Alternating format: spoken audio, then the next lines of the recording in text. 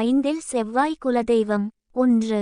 முருகன் தேவசேனாபதி சத்ரு சம்ஹார மூர்த்தி சுப்பிரமணியர். 2. பாண்டி. 3. வேட்டைக்கார தெய்வம் வீரம் உள்ள தெய்வம் பெயரிலேயே வீரம் என்று இருக்கும்.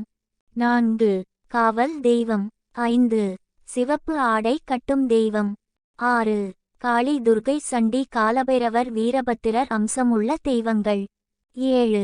கைகளில் ஆயுதம் ஏந்திய தெய்வங்கள், பல கரங்களுடைய தெய்வங்கள். 8.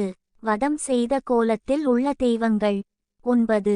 காடு அல்லது வனத்தில் உள்ள தெய்வங்கள், மேஷம் செவ்வாய் வீடு மலை காடு குறிக்கும். 10.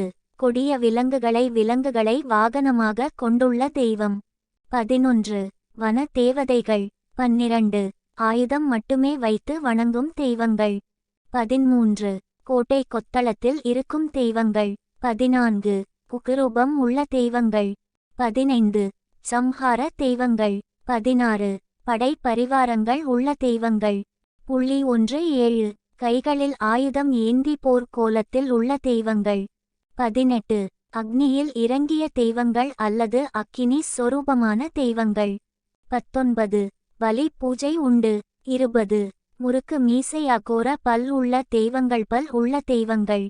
21. உடுக்கை பம்பை உருமி வாத்தியங்கள் வாசிக்கும் கோவில்கள். 22. செவ்வாய்க்கிழமை வழிபாடு திருவிழாக்கள் நடக்கும். 23. நிலை கோயிலாக இருக்கும். 24. இரத்தம் சிந்தி அழைத்து வழிபாடு செய்வார்கள்.